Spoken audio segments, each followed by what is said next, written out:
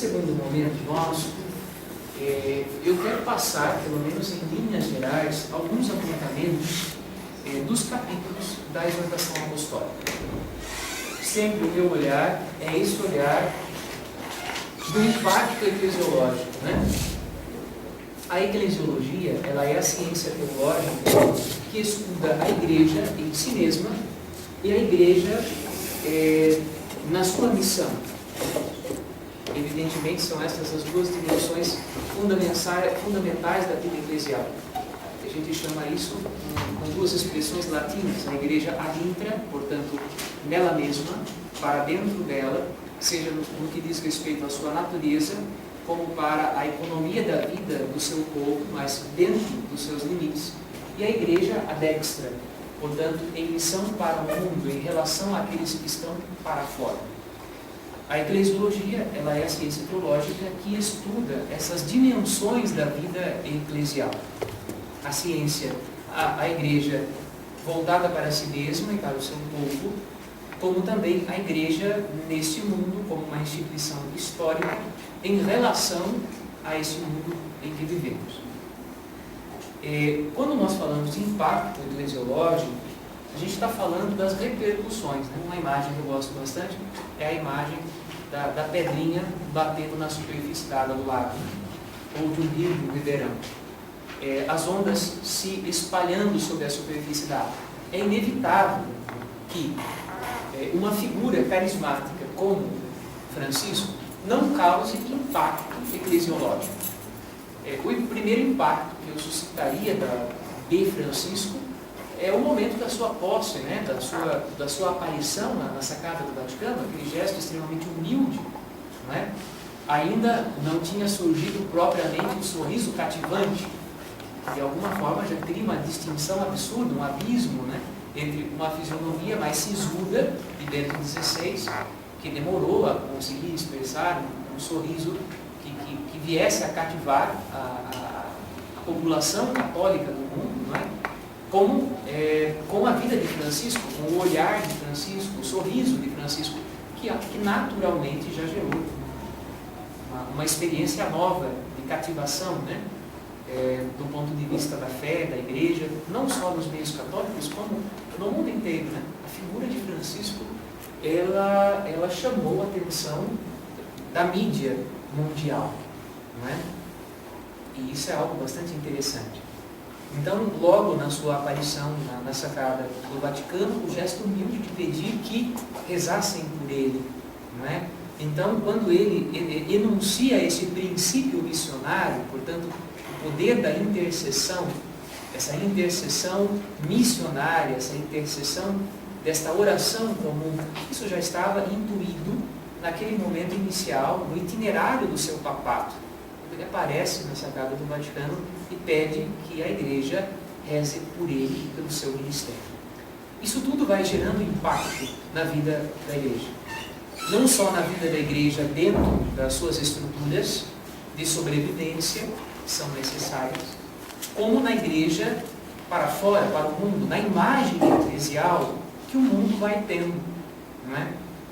E nesse sentido, nós não podemos negar que Francisco estabeleceu uma virada eclesiológica no cristianismo. Nós vínhamos de João Paulo II, um governo longo, largo. João Paulo II teve de enfrentar dilemas do mundo que foram realmente extremamente desgastantes. O mundo em transformação de ditaduras para democracias, a liberdade dos estados, guerras inúmeras, distantes de nós, mas muito próximas do mundo europeu, que de alguma forma mudaram o cenário político e econômico do mundo que existia de 1978 até 2005 aproximadamente. A virada do milênio, o enfrentamento de tudo isso do ponto de vista da religião, é um enfrentamento extremamente desgastante, né? Porque foi um mundo em transformação e uma igreja diante desse mundo. Com que postura? Não é? Uma igreja que se transformou junto, uma igreja que resistiu, ou uma igreja que dialogou com esta mudança? Bem, aí estão os historiadores de plantão para avaliar como é que foi o impacto do papado de João Paulo II no tempo em que ele governou a igreja. O fato é que veio Bento. E Bento XVI trouxe para a vida da igreja um cenário onde a visibilidade da fé começou a se tornar algo muito importante. E esta visibilidade transitou para a ostentação da fé, né? A ponto de nós vermos, né, nas vestes do Papa essa ostentação. E isso foi gerando inúmeros boatos, né, boatarias inúmeras, né, marcas famosas, um gasto desmedido e assim por diante.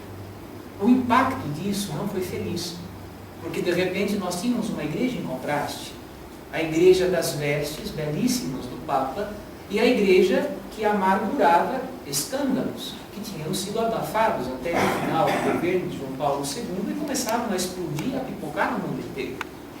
Então o governo de Bento foi um governo muito tumultuado. A transição surpreendente de papado, da renúncia de Bento para Francisco, nos coloca diante de um outro modelo eclesiológico, de um outro modelo de igreja. Uma igreja desprovida ou uma igreja que ela pode abrir mão desta ostentação. E Francisco enfrenta os desafios, né, de alguma forma carregar esse itinerário, né?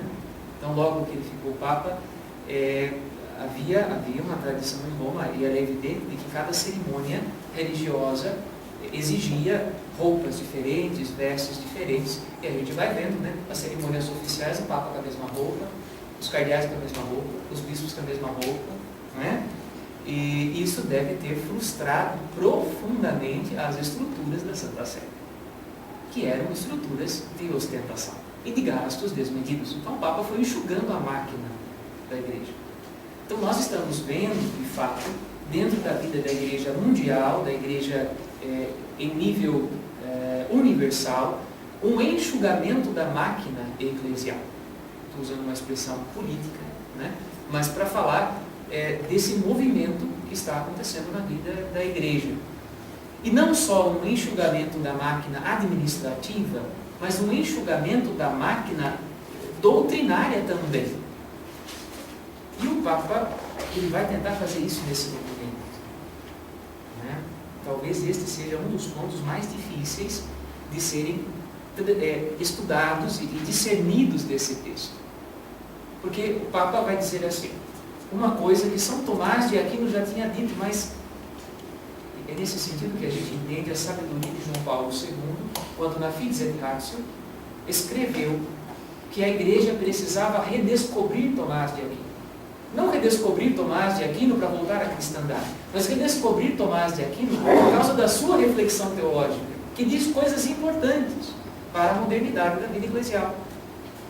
Por exemplo, o Papa Francisco vai buscar em Tomás de Aquino a argumentação da hierarquia de verdades, que, por sinal, foi discutida no Vaticano II e nos seus documentos.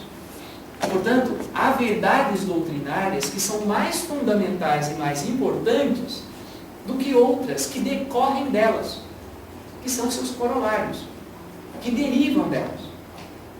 E é exatamente em função disso que nós conseguimos encontrar um cerne da fé. Não dá para abrir mão dele, mas ele é o mais importante. É o mais importante. Todas as outras verdades, a seu tempo, decorrem desse coração da fé. Quem intuiu isto, como teologia, foi Tomás de Aquino.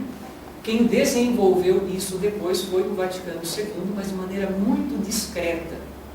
E, infelizmente, houve um problema na dinâmica da execução da teologia da libertação, que acabou criando um preconceito muito grande com isso. Então, os teólogos da libertação usaram isso como desculpa para falar de uma espécie de doutrina aonde nós pudéssemos apenas anunciar o centro da fé, e o resto não fosse importante. Isso gerou um certo preconceito muito grande com relação a esta possibilidade, a essa argumentação, não é? De que existe um centro vital da fé que precisa ser mantido. E é o que nos faz ser cristãos. E é o que nos faz experimentar a graça de Deus como cristãos. É o caminho da nossa fé.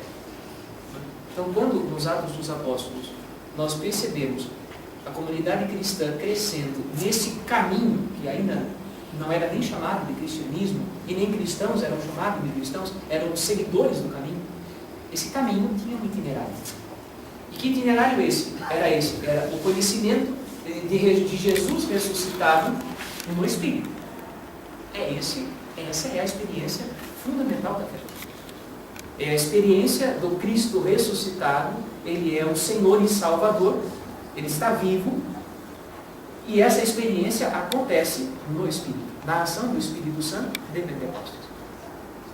Sem essa experiência, tudo mais que decorre dela perde a sua consistência. E é exatamente em cima disso que o Papa então vai argumentar a necessidade de percebermos essa hierarquia das verdades. Que de repente, hoje em dia, para muitas pessoas, ser cristão, para os mais fundamentalistas, corresponde a decorar os 10 mandamentos e obedecer os 10 mandamentos. Em primeiro lugar, eu tenho de dizer isso, eu espero que não escandalize ninguém. Como bons cristãos, eu tenho de ler os 10 mandamentos. Mas eu preciso reler os 10 mandamentos à luz do Sermão da Montanha. Porque os 10 mandamentos não significam nada para nós, se eles não forem atualizados pela pregação de Jesus que nós estamos ouvindo nos 2 últimos domingos do Evangelho de Mateus. Porque nós não somos judeus. Aqui está alguém que é maior do que Moisés. E Moisés foi grande, mas Jesus é maior. Então, sem o Evangelho de Jesus, de nada significam os 10 mandamentos. Sem a atualização da pregação da montanha, os 10 mandamentos não servem para nada. Portanto, a fé cristã não está fincada nos 10 mandamentos, está fincada na pregação de Jesus no Evangelho, de verbo. Dentro da Escritura, nós temos o Antigo Testamento e o Novo Testamento. E dentro do cânon dos livros sagrados, existe um cânon, que é chamado de cânon do cânon, que são os 4 Evangelhos. Nesta hierarquia de verdades, o que é mais central na Escritura? É o Novo Testamento inteiro? É o que disse Paulo? Sim, o que disse Paulo é canônico e é importante. Mas antes de Paulo, o que disse Jesus e foi transmitido pelos evangelistas. É o cânon do cânon. Então, esta dinâmica de fé, ela precisa ser redescoberta na vida de hoje. Que é a busca daquilo que realmente é essencial e fundamental. Porque senão, nós vamos ficando em cima de preceitos que de alguma forma vieram junto, mas não são o cerne, o coração da experiência cristã. E abro um parênteses. Todo mundo ficou boquiaberto, não é esse texto aqui, porque esse texto é a entrevista que Francisco deu ao Antônio Spadaro, da revista jesuíta lá, italiana, né? Mas a entrevista de Francisco na viagem de volta para Roma depois da visita ao Brasil. Todo mundo ficou escandalizado quando lhe perguntaram a respeito da questão dos homossexuais. O Papa disse: quem sou eu para julgá-los? É lógico. Francisco é um homem inteligente, não é? E eu diria assim, com um pouco de critério, mostrem para mim uma página do Evangelho onde Jesus trata desse assunto. Eu quero uma palavra de Jesus sobre esse assunto. De Jesus. Não de Paulo. Com todo respeito a Paulo, mas de Jesus. A única palavra parecida de Jesus sobre esse assunto é o texto onde Jesus diz que os violentos, os efeminados, os adúlteros não entrarão no reino dos céus. Entenda-se que efeminados, dentro do contexto do Novo Testamento, não tem o mesmo significado daquilo que é o uso da homossexualidade no mundo atual, que tem manifestações muito diversas, características diversas, né? Você tem homossexuais que são homens, você tem homossexuais que abrem mão da sua masculinidade, tem transexuais, tem travestis, são categorias do mundo atual que não se encaixam numa única palavra do Evangelho. Entenderam isso? Então, evidentemente, nós temos uma pregação de Paulo a respeito desse assunto. Na carta aos Romanos, na carta aos Gálatas e assim por diante. Mas, se nós tentarmos ir ao coração da fé, se formos ouvir o que diz a Dei Verbum do Vaticano II, que o cânon do cânon é o Evangelho, e que a palavra de Jesus é mais importante que a palavra de Paulo, e embora a palavra de Paulo também seja canônica e nos leve a reflexões, se a palavra de Jesus é mais importante, o que diz Jesus a respeito desse assunto? Não julgueis e não sereis julgados. Não condeneis e não sereis condenados. O que disse o Papa? Na entrevista de volta para Roma, quem sou eu para julgar?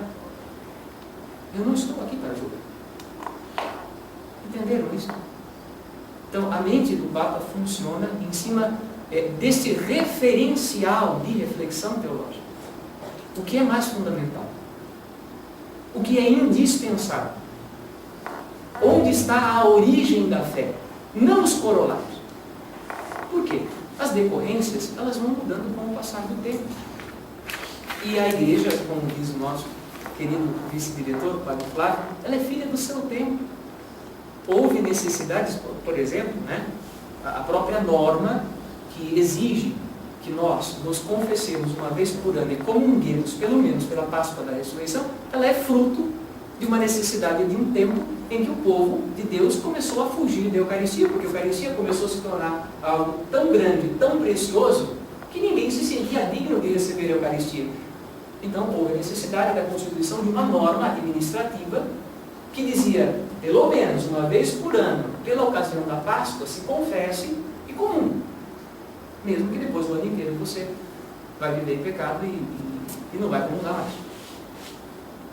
Porque de repente houve um momento na vida da igreja que ninguém se sentia digno mais de se aproximar da vida eucarística. Isso nos faz pensar em critérios para o momento atual que vivemos. E eu partilho com vocês algumas expressões do Papa a respeito desse tema. As palavras são dele, e eu até incentivaria que vocês procurassem ler isso, porque gente falou, ai meu Deus, graças a Deus, que bom que existe Francisco, que bom que esse homem é um homem corajoso, porque isso faz parte do patrimônio da igreja há tanto tempo, mas é tão difícil isso entrar na cabeça dos mais fundamentalistas. Mas vamos ouvir, não é? É o número 46 e 47. De modo especial, o número 47. É o item em que o Papa diz que a igreja precisa ser uma mãe de coração aberto. E eu passo a ler o texto para vocês. A igreja é chamada a ser a casa aberta do Pai. Um dos sinais concretos desta abertura é ter por todo lado igrejas com as portas abertas e não igrejas com portas fechadas. Isso, claro, ele está trazendo um sintoma da Europa, que acaba tendo muitas igrejas fechadas. Graças a Deus, no nosso ambiente, isso não é muito a nossa realidade. Nossas igrejas estão abertas, não é? Pelo menos a maioria delas. Mas igrejas abertas não significam só igrejas de portas abertas. Não. Assim, se alguém quiser seguir uma moção do Espírito, e se aproximar à procura de Deus, não esbarrará com a frieza de uma porta fechada. Mas há outras portas que também não se devem fechar. Todos podem participar de alguma forma na vida eclesial. Todos podem fazer parte da comunidade. E nem sequer as portas dos sacramentos se deveriam fechar por qualquer razão. Isso vale, sobretudo, quando se trata daquele sacramento que é a porta, o batismo. A Eucaristia, embora constitua a plenitude da vida sacramental, não é um prêmio para os perfeitos, mas um remédio generoso e um alimento para os fracos. Francisco não fala isso sozinho. A nota de rodapé traz para nós as reflexões de Santo Ambrósio e de São Cirilo de Alexandria, padres da igreja primitiva. Ambrósio diz assim: devo recebê-lo sempre, para que perdoe meus pecados. Se peco continuamente, devo ter um remédio. E ele está falando da Eucaristia. Aquele que comeu o maná morreu. Aquele que come deste corpo obterá o perdão de seus pecados. São Cirilo de Alexandria. Examinei-me a mim mesmo e reconheci-me indigno. Àqueles que assim falam, eu digo: e quando sereis dignos? Então, quando vos apresentareis diante de Cristo? E se os vossos pecados impedem de vos aproximardes, e se nunca parais de cair, quem conhece os seus delitos, como diz o Salmo, ficareis sem tomar parte na santificação que vivifica para a eternidade? São questões importantes. O Papa está trazendo um pouco de reflexão. O Papa não está dizendo que devemos liberar isso, liberar aquilo. Ele está trazendo o questionamento. A Eucaristia é para quem? É prêmio dos fortes ou é alimento para os fracos? Porque se nós formos olhar para a tradição patrística da Igreja, de Santo Ambrósio é um santo. E se nós respeitamos aquilo que eles, como padres da Igreja, como canonizados, santificados, disseram, então não há erro na doutrina de Santo Ambrósio e não há erro na doutrina de São Cirilo de Alexandria. Então onde é que está o erro? Onde é que está o erro? Ou a Eucaristia é prêmio para os fortes, ou ela é alimento para os fracos.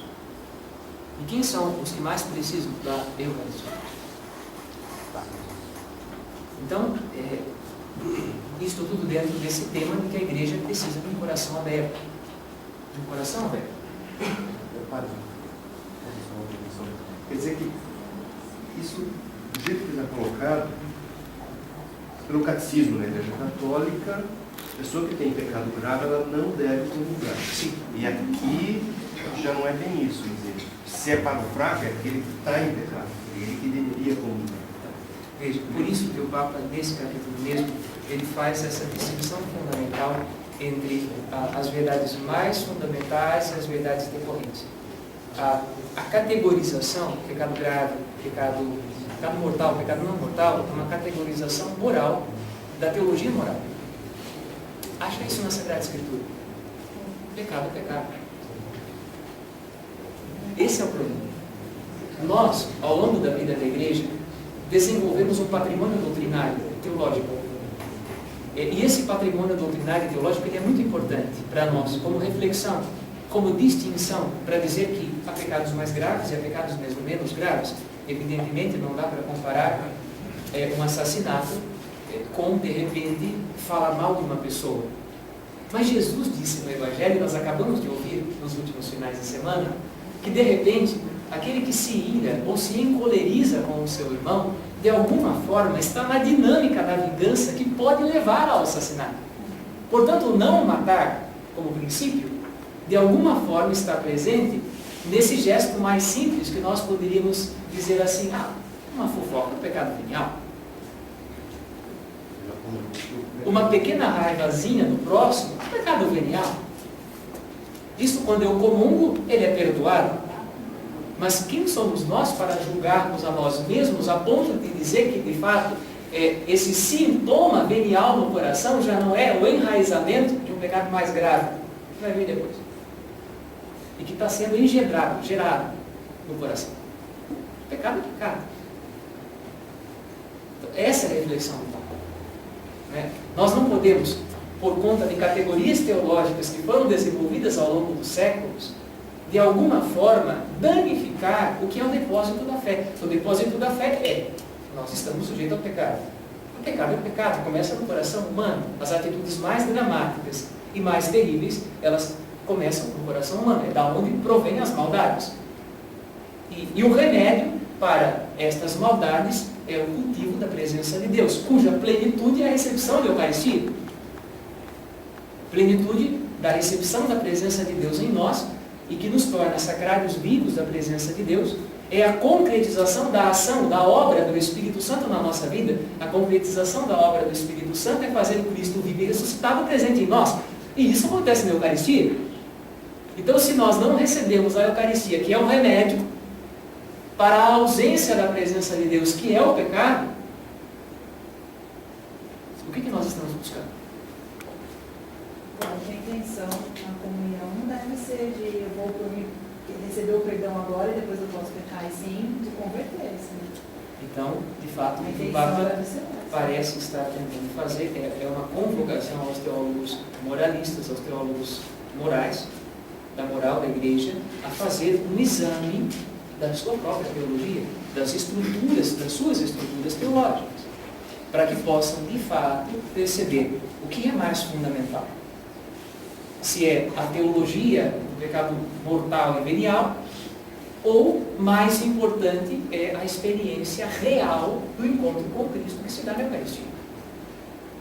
Aí vocês diriam assim para mim: padre, mas isso significa que nós estamos à porta da liberação da comunhão para os casais divorciados? Eu diria que estamos às portas de transformações profundas na vida eclesial. Se serão essas ou se serão outras, eu não sei. Mas elas estão, pelo menos, enunciadas diante dos nossos olhos. E Francisco está dizendo: gente, vamos começar a pensar, porque do jeito que está, não dá para ficar.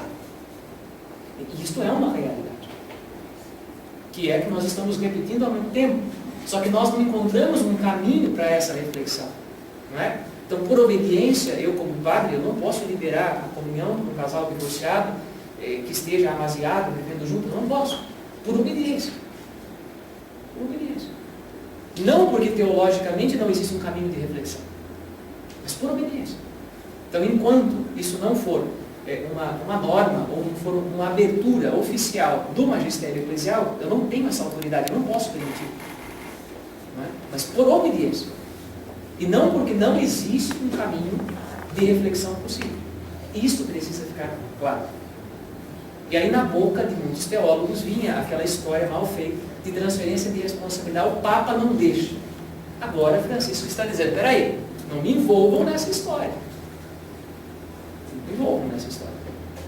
Se realmente não pode, tudo bem. Se não é o momento da igreja chegar a essa maturidade, tudo bem. Vamos seguir como estamos. Mas existe um caminho de reflexão possível. E se não quisermos caminhar por esse caminho, isto também vai ser uma decisão nossa e vamos assumir essas consequências. Porque o nosso povo também tem limite. E nós hoje não somos os únicos.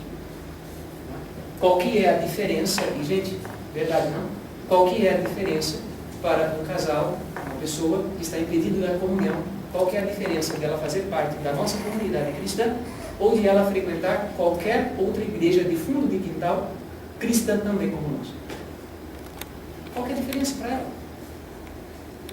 O que nós oferecemos de diferente? Nada. Nada. Então, são essas as reflexões que a exortação do Papa nos faz pensar, e de maneira bastante profunda. Então, uma igreja em missão, ela precisa ter algo para oferecer. Aí nós temos, como eu disse, nós vivemos uma virada eclesiológica muito grande. Há um texto de Bento XVI, mas ainda não era Papa, era cardeal, em que ele reflete a realidade de que a igreja estaria caminhando para uma diminuição muito grande, a ponto de se tornar uma pequena comunidade de eleitos e de fiéis, porque a grande massa da eclesialidade não daria conta da verdade. Não daria conta da verdade. E aí a reflexão de Francisco é outra. A história é essa de que nós vamos nos reduzir a um pequeno gueto de fiéis. Vamos virar a comunidade comum? Essa colocação é minha, não é de Francisco. Né? Nada disso. Não somos um gueto de fiéis. Pelo contrário, se nós somos uma comunidade aberta. Somos uma igreja de coração aberto. E essa comunidade tem que crescer e tem que integrar as necessidades do tempo presente. Se nós nos furtamos por um muro doutrinário que foi de alguma forma construído ao longo dos séculos, que tem princípios subsistentes, importantes, mas que de repente há tijolos aí que estão mofados e precisam ser removidos. Se esse muro nos impede de acessar as realidades urgentes do nosso tempo, que precisam ser socorridas, tem alguma coisa errada no nosso procedimento eclesial, não na doutrina, no procedimento eclesial.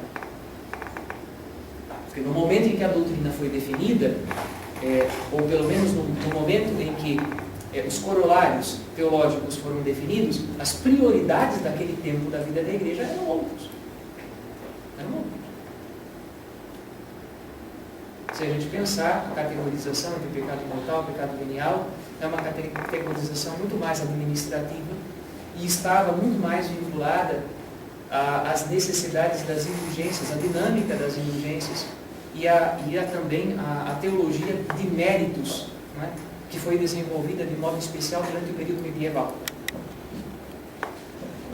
Nós hoje avançamos a uma consciência clara de que estamos em busca de méritos, nossas atitudes são meritórias na medida em que os buscamos, mas nosso mérito vem de Cristo. Primeira carta de São João. Nascemos de Deus para não pecar, mas se alguém pecar, nós temos diante de Deus um intercessor justo. É Ele que nos justifica perante o Pai. É Ele que nos justifica. Então são coisas que nós precisamos recuperar do patrimônio da fé. E daí então o Papa termina esse item, que é o item número 5 do capítulo 1, dizendo exatamente isso no número 49. Saiamos para oferecer a todos a vida de Jesus Cristo. A vida de Jesus Cristo não é algo que está presa em nós, encarcerada em nós, acorrentada a nós. A vida de Cristo é para todos. A vida de Cristo é para todos. E somos ministros da vida. E devemos ser. Aí, em seguida, o Papa faz uma reflexão sobre a crise do compromisso comunitário. Eu dizia isso já um pouco antes. Esta preocupação com a vida comunitária da Igreja.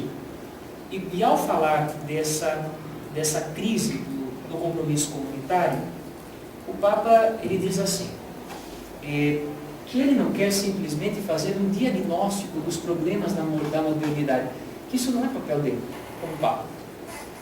Mas o que ele quer tentar oferecer é algo um pouco mais evangélico. É um discernimento dos sinais dos tempos.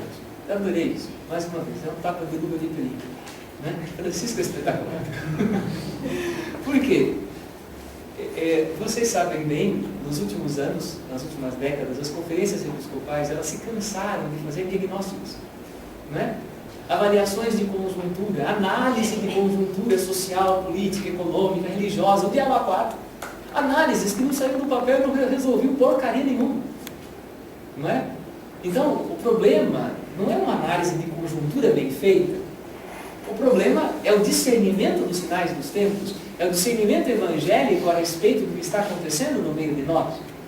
Então, de repente, quando o Papa vai tratar do tema da economia de exclusão, qual é o problema da nossa economia? Isso foi salientado por João Paulo II, também na crise de transição de um mundo pré-capitalista para um mundo pós-capitalista. Tanto o capitalismo como os outros sistemas econômicos, todos eles geram exclusão. Existe um nível de exclusão que está presente em todos. E essa exclusão não se afina com as bases do Evangelho. Isso não é Evangelho. Nosso problema não são os sistemas econômicos. Não está em jogo esse sistema, esse governante, aquele governante, este país ou aquele país. Não é isso. O nosso problema é que o modo como isso se faz destrói a vida das pessoas. E se destrói a vida das pessoas, isso confronta o Evangelho de Cristo. Nega o Evangelho de Cristo. E assim o Papa caminha em cima dos problemas que ele considera que são, digamos assim, os mais dramáticos do momento que vivemos. A economia de exclusão, a idolatria do dinheiro, o dinheiro que governa em vez de servir, a desigualdade social que gera violência e alguns desafios culturais. E aí ele passa rapidamente por eles. Praticamente nesse ponto, o Papa recupera o documento de Aparecida. Quase que literalmente. Literalmente. Se vocês pegarem as citações de rodapé, nós vamos vendo o documento de Aparecida sendo retomado à torta e à direita. Né? Ele foi muito sábio nesse ponto. Então, alguns desafios culturais que ele cita. O problema da liberdade religiosa e da perseguição dos cristãos. A indiferença relativista à religião e a crise das ideologias como reação ao totalitarismo da religião, evidentemente, né, a nossa crise, que a gente chamamos de crise das ideologias, é fruto de um tempo em que a igreja se fechou. Início do século XX, a igreja se fecha ao diálogo com a modernidade, considerando que tudo aquilo que vinha da tecnologia, da modernidade, era uma ofensa à fé. E esse fechamento tem como consequência, do ponto de vista do final do século XX, uma negação da religião. É evidente. Não é? Nós estávamos vendo o resultado do desenvolvimento científico e tecnológico do mundo, como nunca se viu na história da humanidade em 100 anos, e a Igreja Católica dizendo que aquilo era obra do demônio. O que aconteceu com a Igreja? Se fechou e ela foi negada pelo mundo moderno. E hoje o nosso grande desafio é estabelecer um diálogo, né, frutuoso com o mundo científico, porque é um mundo científico que tem seus limites, mas ele é inegável. E suas afirmações são importantes. Né? Por exemplo, eu volto ao tema anterior. Durante a última década que tivemos, portanto o início do novo milênio, nós estávamos tendo o sequenciamento de DNA. E uma grande expectativa do sequenciamento de DNA era a descoberta, por exemplo, de uma base biológica para a homossexualidade. Um gene que provasse que isso está escrito na natureza do ser humano. O sequenciamento de DNA não provou isso. Então, um diálogo frutuoso entre o mundo científico e a religião esclarece a religião e dá bases para o mundo científico trabalhar também. Perceberam, então, que a necessidade desse diálogo frutuoso é algo tão fundamental que não dá para rejeitar. Faz parte do mundo de hoje. Faz parte. Temos de dialogar. De repente, luzes que a religião precisa vão vir do mundo científico. Porque a religião não tem como deliberar a respeito de todos os assuntos possíveis da humanidade. Há questões que estão além do governo do Papa, da inteligência da fé. A inteligência da fé vai oferecer princípios, mas os princípios eles carecem de uma argumentação, de um alicerce mais profundo. E esse alicerce vai sendo construído ao longo dos tempos. Um exemplo. Também o problema daquilo que é exterior, imediato, visível, rápido, superficial e provisório. O real cedendo lugar às aparências. E aí o Papa tem uma argumentação maravilhosa sobre isso, né? Por que que as aparências têm ocupado o lugar do real? Nós somos culpados. Porque nós também construímos uma religião de aparência. Uma religião que está nas nuvens. Uma religião tão ideal que não chega à realidade da vida das pessoas.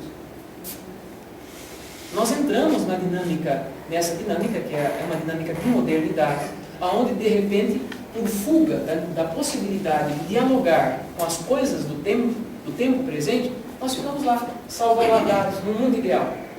Um sinal bastante platônico, né? Mas no mundo ideal.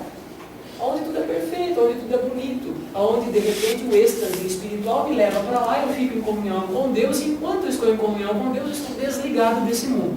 Nada me atinge. Aí veio o nosso povo e disse, não formigueiro para ver o que acontece.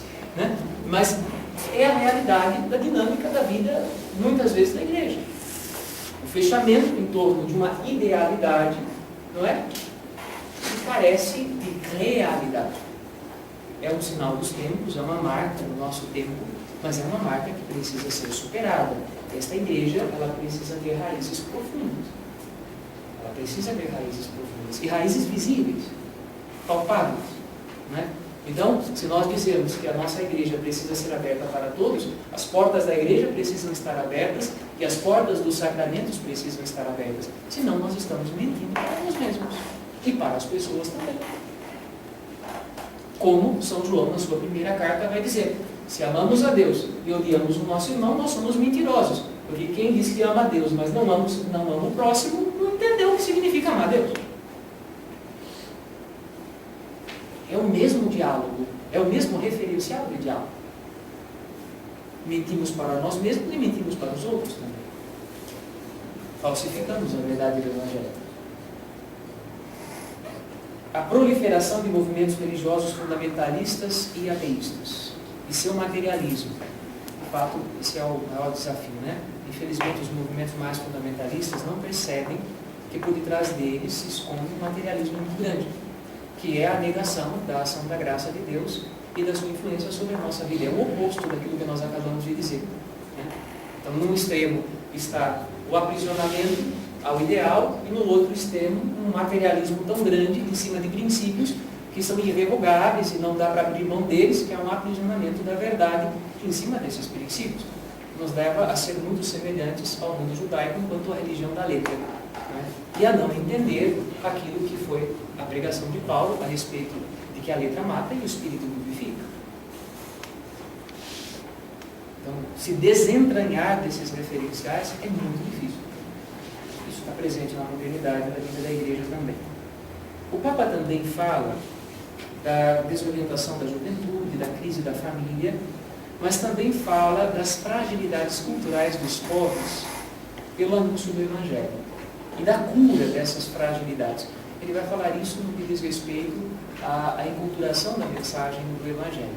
E eu também fiquei muito feliz ao ver o Papa tratando desse tema, no número 71 a 75, porque isso foi um tema de debate durante o final do papado de João Paulo II, um debate muito grande, até levou a Congregação para a Doutrina da Fé a publicar aquele texto, a Dominus Jesus, a respeito das sementes do verbo contidas em todas as culturas presentes no mundo, não é? E que a missão, os missionários são convidados a ir ao encontro dessas sementes do verbo, a perceber aonde é que está a ação de Deus, aonde é que Deus escondeu, no sentido de que não que está escondido para que nós não o vejamos, mas para que nós o procuremos, né?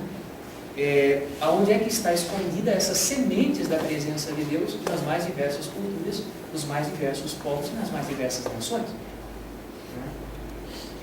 Então, o Papa vai falar de que as culturas, elas são muito bonitas, elas têm um potencial divino, mas elas também precisam ser curadas das suas fragilidades. Essa expressão própria do magistério, né?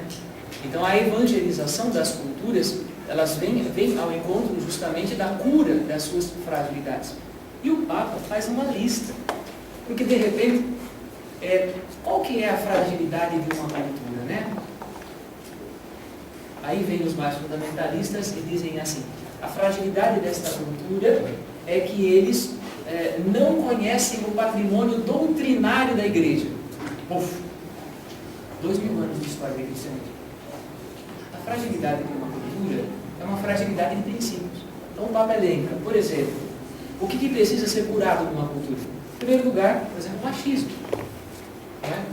Que despreza a figura feminina, que considera a figura feminina uma figura sem direitos, subalterna. A gente tem isso no mundo indiano atual ainda, no mundo africano atual ainda, nas civilizações teoricamente mais evoluídas, isso tende a desaparecer. As mulheres conquistaram direitos, espaço, dignidade, mas isso ainda está muito presente na mentalidade familiar, especialmente no meio rural, não é? A mulher tem uma função de geração, fundamentalmente, e de manutenção da vida familiar, da casa, não é? Uma emancipação é algo impensável, muitas vezes. Então, isso é um elemento cultural que precisa ser curado pelo Evangelho. De alguma forma, precisa ser curado pelo Evangelho, né? Não vou mais além dessa discussão, porque isso aqui está todo mal. O Papa também fala do alcoolismo, né? E aqui, obviamente, por detrás do alcoolismo se encontram todos os vícios, que de alguma forma desnaturalizam o ser humano. Então, o vício das drogas, o vício do alcoolismo, as situações viciantes que de alguma forma aprisionam o ser humano e impedem o seu crescimento e desenvolvimento. E há culturas em que o uso da droga é tão importante para a sobrevivência que se torna um bem natural. Por exemplo, se você pegar os países do norte da Ásia, a Rússia, por exemplo, onde o consumo de álcool chega a ser uma questão de sobrevivência, a ingestão de gorduras é uma questão de sobrevivência, isso se torna um elemento de natureza, né? Mas isso é vendido para o restante do mundo como um marketing. Então você tem um mundo bebendo vodka sem o menor lastreio de consciência, sendo que isso para eles é uma questão de sobrevivência, mas para o resto do mundo, que vive com uma temperatura de 40 graus, é o caminho da morte e da destruição. e não tem um referencial, não é? De necessidade e de importância. Não é? Isso também não exclui que o vício esteja presente nessas regiões. A violência doméstica, a escassa participação da Eucaristia, de uma volta. As crenças fatalistas e supersticiosas que levam a recorrer à bruxaria, por exemplo, né? A macumba, o candomblé, e aí todas as derivações possíveis que existem nas nossas regiões, né? O Papa é argentino e ele sabe muito bem que aqui na América Latina isso daqui é um fuá, né? É um verdadeiro circo, né? Desde o Caribe até a Patagônia, se abusar, né? Que no fundo é ainda uma relação primitiva com Deus, com a divindade ou com as divindades, né? E de repente isso pode ser amadurecido pela presença do Evangelho, pela descoberta de Jesus Cristo, pela compreensão da filiação divina, por um relacionamento com Deus mais íntimo e mais próximo, em que eu não preciso matar um bichinho para agradar a divindade, né? Basta simplesmente a minha vida santa, minha vida caminhando com o Senhor, a minha vida de descoberta da sua vontade. Esse é o melhor sacrifício. Não preciso tirar a vida de um animal, de uma pessoa, para agradar a Deus. Esse não é o Pai de Jesus Cristo. E assim por diante. Então, é nesse sentido que as culturas precisam ser cuidadas. São em princípios, não é? Em atitudes concretas. E, finalmente, o problema da liberdade, da piedade popular. A liberdade da piedade popular. A piedade popular é, de fato, um bem muito grande, porque o nosso povo expressa a sua fé através de gestos piedosos, procissões, rezas, novenas, né? Mas há uma tendência de tornar a piedade popular muito supersticiosa, né? E é, de fato, a piedade popular desgovernada que gera, muitas vezes, cismas, partidos, com muitos irmãos separados. Né? Então, a purificação da piedade popular pode nos ajudar, sem dúvida alguma, a um relacionamento entre nós muito mais frutuoso. E o Evangelho precisa nos ajudar a isso. Não é? Precisa. Senão nós ficamos numa situação muito difícil. E, finalmente, o Papa ainda cai naquilo que ele chama de desafios urbanos, né? E gente, eu falo, cada linha, cada página do documento deixa a gente mais de boca aberta, né? Meu Deus do céu, como é que ele resolveu falar disso aqui? Né? Então, o Papa traz os problemas da vida urbana, das grandes cidades. Então, o campo tem suas dificuldades? Tem. Mas as grandes cidades também têm. Solidariedade, fraternidade, o desejo de bem, de verdade, de justiça. As novas linguagens que são múltiplas no ambiente urbano. Não é? Não é uma única linguagem, mas são linguagens muito diferentes. São tribos muito diferentes. São grupos humanos muito diferentes. Convivendo dentro do mesmo espaço, interagindo juntos. Não é? Como dialogar com isso? O tráfico de drogas entre pessoas, o abuso e exploração de menores, abandono de idosos e doentes, a corrupção e o crime. Ele vai levantando essas questões todas e refletindo sobre cada uma delas. E ele volta. Qual que é o nosso problema? A crise da vida comunitária. A crise da vida comunitária. Nós vivemos numa cidade onde, embora convivamos juntos, cada um está vivendo sozinho. Sozinho. E o pior, sozinho no meio da sua família, sozinho e com o seu Deus, sozinho e no meio de uma imensa cidade, de um bairro imenso, e sozinho. E enfrenta os dilemas da vida sozinho. Na solidão, no desespero, na angústia, na depressão, no medo, na ansiedade, nas doenças do nosso tempo. Porque não consegue viver em comunidade. Ou porque não foi treinado para viver em comunidade, não exercitou isso como virtude. Então, a crise do tempo em que vivemos, de acordo com o discernimento de Francisco, é, de fato, uma crise da vida comunitária. Depois, o Papa ainda fala das tentações dos agentes de pastoral e movimentos. E com relação a essas tentações, ele cita o seguinte, eu vou praticamente ao centro para não perder muito tempo. Em primeiro lugar, Os agentes de pastoral e de movimentos na vida da igreja precisam dizer sim ao desafio de uma espiritualidade missionária. Isso é um pepino, né, gente? Porque pensem um pouquinho nas experiências de espiritualidade que nós temos na vida em comunidade. Ou são experiências que se resumem num pequeno grupo, ou são experiências intimistas.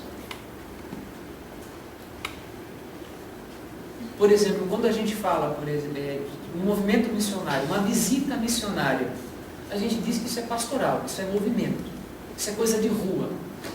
Isso não é espiritualidade. Isso não treina o meu relacionamento com Deus. Isso não é oração. É? O que vocês acham?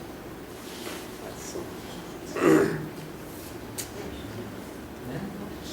Então, os nossos agentes de pastoral precisam pensar que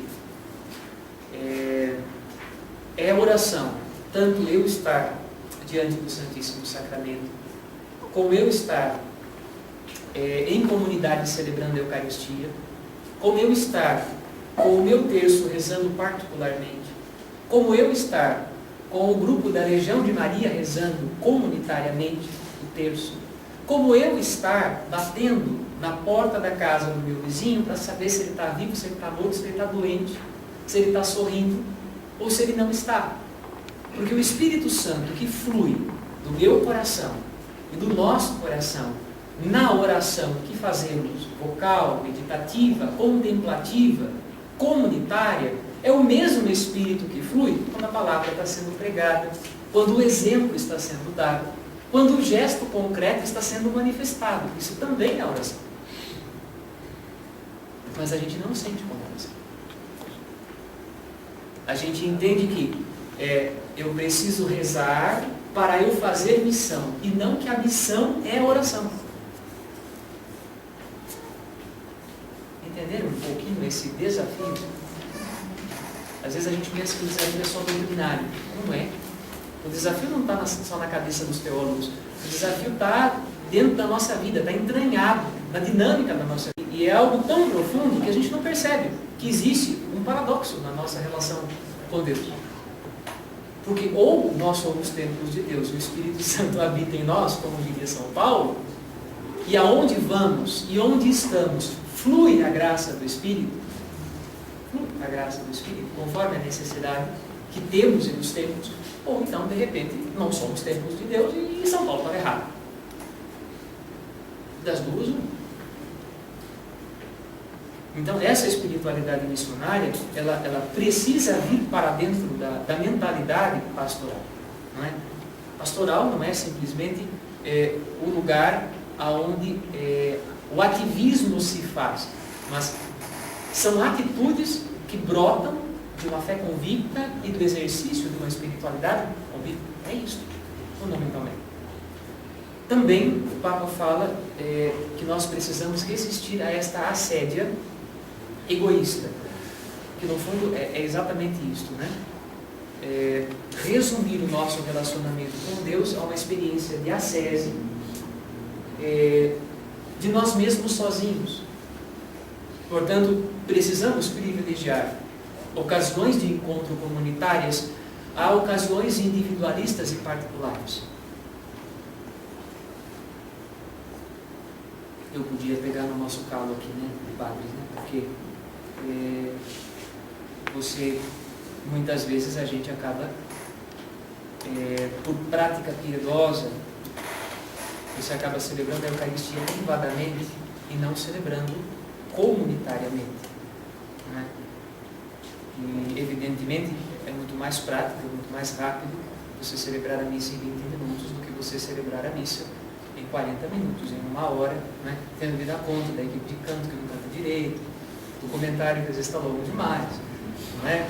Dos ministros que não trabalham direitinho, né? Então, tudo isso interfere muito na vida do padre, né?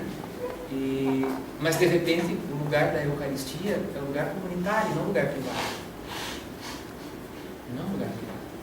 Aí vem né, os fundamentalistas de plantão, mas a Eucaristia é sempre comunitária, mesmo que celebrada individualmente. É lógico que é sempre comunitária, mesmo que celebrada individualmente, porque nós estamos em comunhão com a igreja inteira, não é? Mas o povo que está sendo alimentado, quando eu tenho 50 pessoas participando da Eucaristia, não é o mesmo povo que está sendo alimentado quando eu estou celebrando sozinho, eu com Jesus. E indiretamente com a igreja inteira. Evidentemente.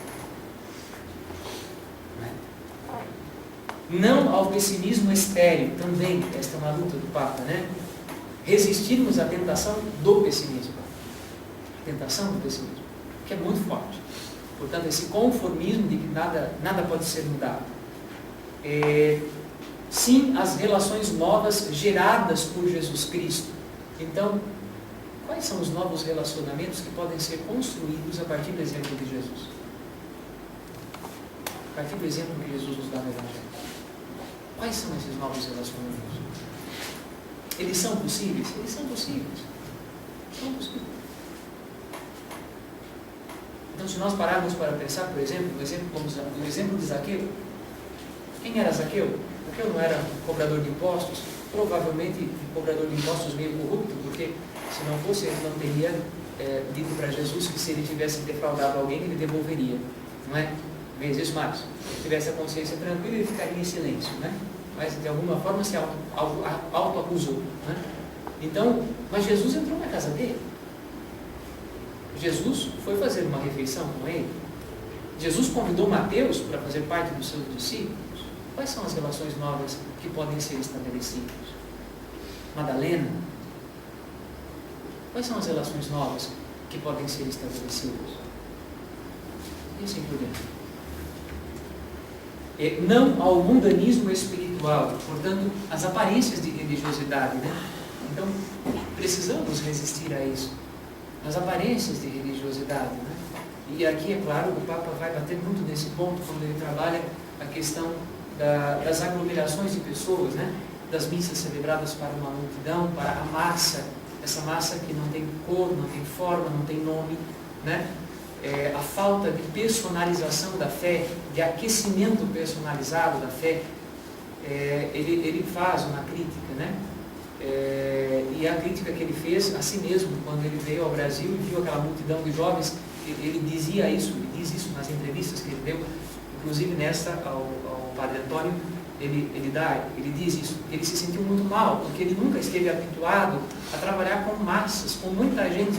Ele sempre esteve habituado a ter um contato visual, olho a olho, mão a mão, corpo a corpo, e para ele foi muito difícil estar ali a quilômetros de distância de uma multidão, conseguir enxergar de um telão. E ele vai trabalhar esse tema na carta, né? Como é que fica esta evangelização à distância? E que espécie de espiritualidade é ela? Ela enraiza no coração das pessoas? É uma espiritualidade de verdade ou é uma espiritualidade de aparência? Eu visto uma camiseta em que está escrito Jesus é o Senhor, mas na verdade não é Senhor coisíssima nenhuma. Como é que está essa questão da aparência da fé e da realidade da fé na nossa vida? Não é? Quem esteve na Jornada Mundial da Juventude conta que o Rio de Janeiro inteiro parou, inclusive denominações diferentes, e que são parametralmente opostas às nossas denominações, para acolher os peregrinos, os jovens. Né? Eu tenho jovens da nossa paróquia que foram acolhidos dentro de escolas adventistas, que abriram suas portas para acolhê-los, para alimentá-los, para que pudessem usar banheiros. Prostíbulos abriram suas portas para acolher os jovens. E não venderam o uso do banheiro, deixaram à disposição.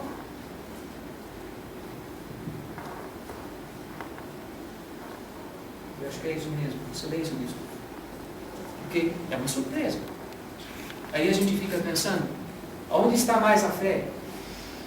E até eu diria, no jovem que está ali encarnizado de Jornada Mundial da Juventude, ou naquele cafetão, ou na pessoa que é dono daquele prostíbulo, que abriu suas portas sem ganhar nada para acolher os peregrinos. Ou então, no administrador do templo e da escola adventista que abriu suas portas para acolher os peregrinos. Vamos tentar colocar numa balança a fé.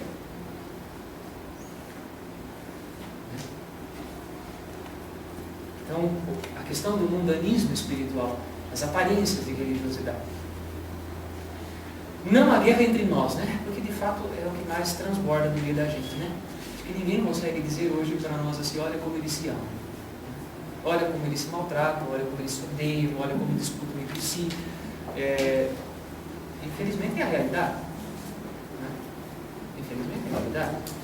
O sinal, eu diria, o maior sinal de que de fato o papado é uma obra do Espírito Santo na vida do mundo, é isso, né? Porque aqueles que nos odeiam olham para o Papa e chamam o Papa de a besta do Apocalipse. Né? Ainda mais quando ele vai para a capa da revista Time, quando aparece na mídia, na televisão, não é? É o estereótipo das forças desse mundo tenebroso. É a pregação daqueles que nos odeiam. Não é? Em compensação, ainda a figura do Papa é uma figura que faz o mundo parar. E, gente, é bárbaro isso, né? Não dá para não ficar sentindo um orgulho extraordinário. Quer dizer, você vê o mundo babando diante do Papa Francisco parado na sacada do Vaticano, é demais. É demais. E é um mundo parado. Seja porque seja. É um mundo parado. Né? E de repente, ouvindo o Papa, né? E você tem a ONU atacando o Papa, e o Papa continua caminhando, fazendo sua vida, vamos em frente. Deixa a ONU trabalhar. Não é? Aquilo que é competência dela, ela faz, o que não é, os tempos se encarregarão de dissolver. Bárbaro. Então, essa capacidade de percebermos que entre nós precisa ser diferente. As relações entre nós precisam ser novas. Não é? E os outros desafios eclesiais que o Papa vai indicando. Evidentemente, os 2 últimos capítulos, que falam sobre o anúncio do Evangelho, que falam sobre a dimensão social da evangelização, eu vou passar por eles rapidamente, vai ficar para que vocês leiam depois com mais tranquilidade, embora eu já pincelei eles na introdução que nós fizemos. Mas uma última palavra, para nós encerrarmos, diz respeito ao capítulo 3º, que é o anúncio do Evangelho propriamente dito. Quando o Papa fala que todo o povo de Deus é evangelizador, é missionário, isso precisa vir como mentalidade, ele define alguns princípios. Pessoa a pessoa. A missão acontece pessoa a pessoa. Não é? Evidentemente, é importante uma agremiação de pessoas, como por exemplo a Jornada Mundial da Juventude. Mas a jornada aconteceu porque pessoa a pessoa os agentes trabalharam, se envolveram e fizeram acontecer a jornada. Não só os agentes, como a cidade do Rio de Janeiro, as autoridades, etc. Todos envolvidos. É de pessoa a pessoa que a evangelização acontece. Não é? Dizer que nós conseguimos atingir uma massa de 50, 100, 200, 2 mil, 5 mil, 1 milhão, da mesma maneira a gente não consegue. Como atitude evangelizadora, não. Você pode promover comoção, você pode fazer o povo chorar, você pode exercitar manifestações comuns, né? Você pode fazer o povo fazer gestos comuns, mas isso os pagãos também fazem. Isso não nos diferencia. O problema é a atitude cristã. Atitude cristã. Então, esse é o referencial que o Papa está tentando trabalhar. Os carismas a serviço da comunhão evangelizadora. Não é? Os carismas a serviço da comunhão evangelizadora. Esse é um desafio para a vida carismática da igreja, os movimentos que são movimentos carismáticos, né? Porque muitas vezes o carisma está sendo utilizado para a agremiação de si mesmo, para que o movimento cresça, não para que a vida da igreja cresça. Né? Então, de repente, bom, nós que somos carismáticos estamos acostumados com essa expressão. Né? Então, vem uma pessoa que precisa de oração. Os critérios. Você já confessou? Já comungou? Está em comunhão com Deus? Participa da vida da igreja? Se tem tudo isso, eu ponho a mão. É por aí mesmo. Se não tem tudo isso, eu não ponho a mão, porque está muito contaminado. Gente, o Espírito Santo age, independentemente de eu pôr a mão ou não pôr a mão. Não é? quando a gente entra no ônibus, quando a gente está no trânsito, quando a gente entra no shopping, quando você vai para a feira, você não sabe quem está do seu lado. Você não sabe se aquela pessoa pecou a noite inteira ou não pecou a noite inteira, se é abusando, se não é abusando. O Espírito Santo age como quer, a hora que ele quer. Se é verdade que ele nos habita, de uma maneira ou de outra ele age. E nós estamos vivendo nessa confluência de pessoas. Evidentemente, claro, para a execução do ministério de libertação, por exemplo, da renovação, é importante que haja regras para que as coisas se ordenem e se estruturem. Mas a verdade é que nós precisamos adquirir a consciência da liberdade da ação de Deus. E que o poder do Espírito não é meu. Eu posso estar de mão fechada e Deus continua agindo do mesmo jeito.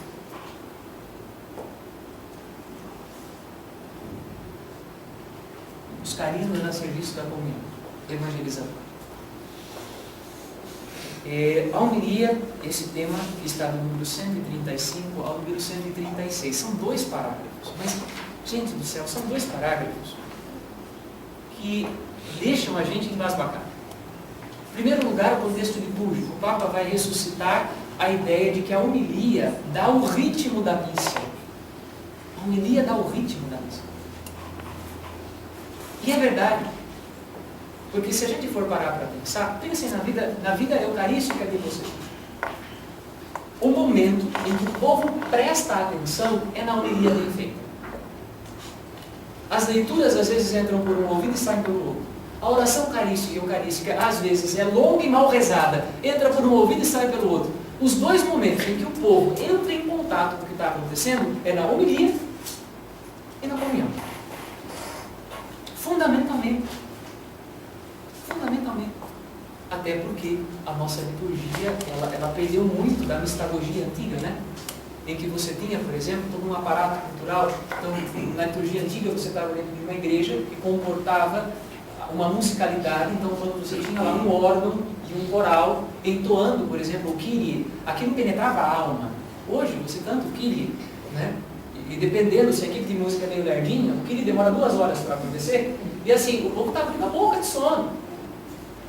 Isso não provoca espiritualidade? Provoca? Então, o Papa, muito sabiamente, ele vai dizer, gente, no momento em que o padre, o bispo, o diácono, quem quer que seja, o ministro da palavra, tem para entrar em contato com as pessoas, é a pregação. Então, ela precisa ser muito bem preparada. Ela é, de fato, a foice, não dá, mas ela é a pá com que o Espírito Santo vai cavocar o coração das pessoas. E ou é isso, ou é isso. Então, se a homilia não for bem preparada, e para muitas pessoas que estão entendidas da comunhão, a missa, ela é a homilia. Ela é a palavra pregada. Não é? E a celebração da palavra, também, o centro da celebração da palavra, é a palavra de Deus, é a pregação da palavra, né? Tanto que a comunhão eucarística é até dispensável na celebração da palavra, mas tradicionalmente a celebração da palavra no nosso meio substitui missa. Então você tem que distribuir comunhão. Mas se nós pegarmos o itinerário, a ideia da celebração da palavra é celebrar a palavra de Deus. Comunhão eucarística não é uma necessidade. A preparação da pregação, ele vem depois, né? Mas o Papa usa uma imagem maravilhosa, que eu falei assim, quando eu vi, eu falei, meu Deus, como é que eu não tinha pensado nisso antes? Né? Ele diz assim que a homilia é como a conversa da mãe. A conversa da mãe. Olha que imagem espetacular. Ele resgata a imagem da igreja mãe, da maternidade da igreja. É a igreja falando com os seus filhos. É a mãe igreja falando com os seus filhos. E daí a gente começa a pensar que nossas homilias precisam ser completamente reformuladas. Porque muitas vezes elas são o juiz do tribunal falando com aqueles que estão sendo julgados e condenados. Ou então um pai carrasco que está chamando a atenção dos seus filhos. E a ideia que o Papa traz é a ideia de a mãe que dialoga com seus filhos, que põe seus filhos para sentar, que conversa, que partilha os tesouros da intimidade da família. A igreja é a família de Deus. E esses tesouros precisam ser tirados do baúzinho e precisam ser partilhados. E E essa imagem familiar é uma imagem que o Papa quer resgatar na pregação. E aí ele termina falando que as palavras precisam abrasar os corações, né? Então a gente precisa encontrar um caminho para que a pregação da palavra abrase, aqueça os corações saiam aquecidos, porque é a experiência de Jesus ressuscitado no caminho de Emmaus. É a experiência que gera conversão. As palavras precisam abrasar os corações. Corações ardentes precisam estar presentes dentro da vida da comunidade cristã. A preparação da pregação, e daí o Papa ele é muito fiel, né, nesse sentido, porque muitas vezes algumas pessoas vão dizer assim, não, o Papa não é fiel à verdade. O Papa vai dizer assim, a verdade precisa ser cultuada. Mas para a verdade ser cultuada, ela precisa ser conhecida e admirada, porque ninguém cultua o que não conhece. E a verdade, ela não pode ser imposta, eu preciso experimentá-la na minha vida. Então, o culto da verdade começa no conhecimento que gera a intimidade, que gera a admiração. As pessoas ficavam admiradas com a autoridade de Jesus. Suas palavras produziam efeito porque elas ficavam admiradas que ele tinha uma autoridade que os fariseus não tinham. Então, o culto da verdade ele é importante, mas para que o culto da verdade aconteça, a verdade ela precisa ser conhecida, amada, admirada, experimentada. Sem isso, a gente não chega ao culto da verdade, ao reconhecimento da verdade. Né? Em outras palavras, se eu não me sinto acolhido por Deus, eu não quero ouvi-lo. Se este Deus não me acolhe, eu não quero saber o que ele pensa de mim. E é aí que está, de fato, o primeiro passo da vida da igreja em missão. Essa igreja em missão precisa descobrir que, antes de eu dizer como deve ser, eu preciso ouvir o que está sendo. Eu preciso acolher. Porque, infelizmente, o homem e a mulher do nosso tempo está assim. Se este Deus não quer me ouvir, eu também não quero ouvir o que ele tem para me dizer. Se ele não precisa de mim, eu também não preciso dele.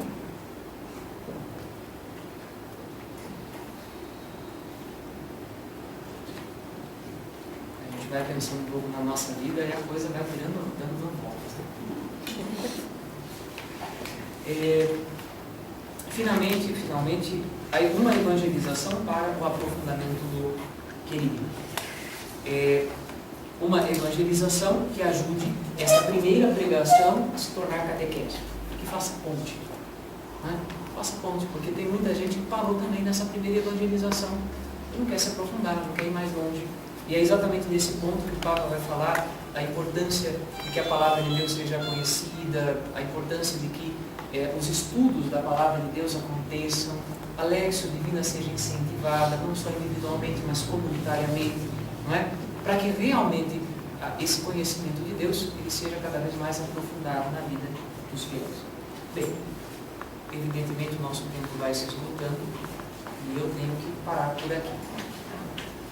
Eu termino dizendo o seguinte: parece-nos que o maior desafio da Igreja Católica hoje é o de ouvir o que o Espírito quer nos falar.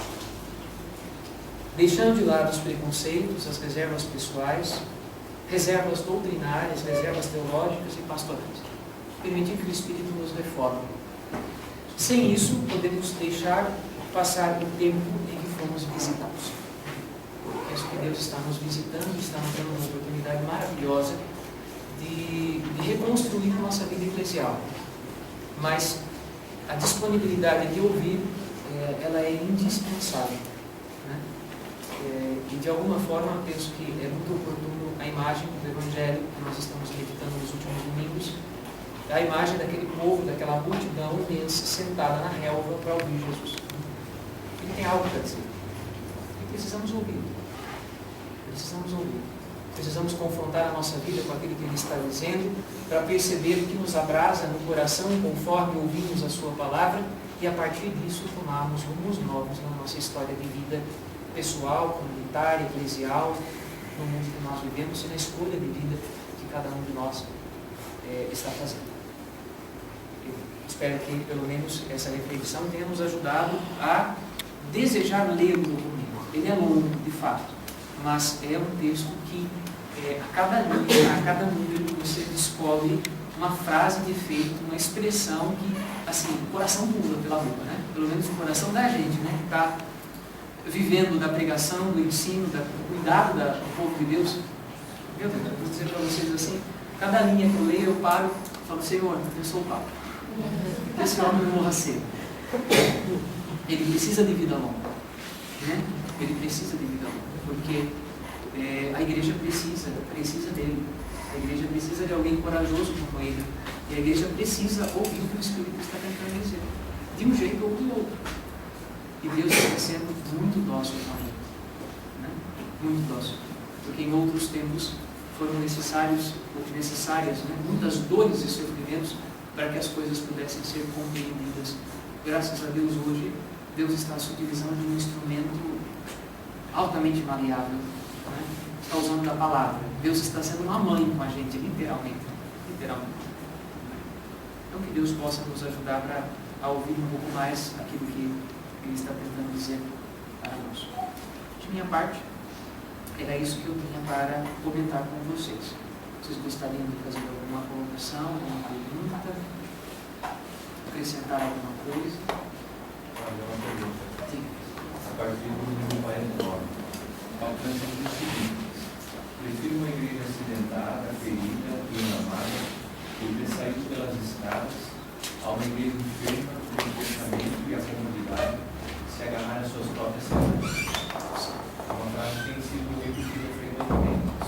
Me pergunto o que isso significa ou pode significar concretamente na ação pastoral e evangelizadora da igreja? Se preocupar menos com você mesmo e mais com aqueles que precisam ser cuidados. É uma igreja não de conservação, mas uma igreja de missão. Uma igreja que está preocupada com aqueles que precisam ser cuidados. Então, por exemplo, um exemplo concreto disso, a Jornada Mundial da Juventude deixou uma guia estratosférica no Rio de Janeiro. Mas foi um evento espetacular. De fato, demonstrou a vitalidade da vida da Igreja Católica do Brasil para o mundo. Não é? Então, é vergonha alguma que essa dívida tenha sido contraída e tenha deixado feridas na Igreja do Rio de Janeiro? Vergonha nenhuma. Pelo contrário, é uma alegria imensa. As feridas foram necessárias para que a juventude fosse evangelizada. E isso foi um bem espetacular. Penso que é o exemplo mais concreto daquilo que o Papa está dizendo no documento. E o modo que o Papa lidou até com a concessão do cardinalato ao Dom Orani expressa isso. Expressa essa necessidade de elogiar aquilo que foi feito. Evidentemente, o Dom Orani não foi o único responsável, né? O Rio de Janeiro inteiro parou para acolher, mas ele é um sinal, né? E o Papa parece de carinho a isso, né? Com o cardinalato, ele é um sinal de que esse caminho é o caminho necessário. Precisamos nos desalojar, precisamos investir, precisamos correr riscos para que, de fato, esse mundo seja evangelizado, mesmo que isso nos deixe acidentar, de alguma forma. É preferível ter de esvaziar nossos fundos para evangelizar do que ter de esvaziar nossos fundos para pagar indenizações, como tiveram de fazer algumas dioceses dos Estados Unidos por causa dos crimes que foram cometidos lá. É preferível um Rio de Janeiro com dívidas imensas por causa da Jornada Mundial da Juventude do que a Igreja Norte-Americana com dívidas imensas por causa da pedofilia que aconteceu lá. Isso que esse é o contraponto que precisa estar dentro dos nossos olhos. Gente, uma última coisa, aproveito que eu estou aqui com vocês, porque depois da pergunta do retiro do clero, nós estamos em vias de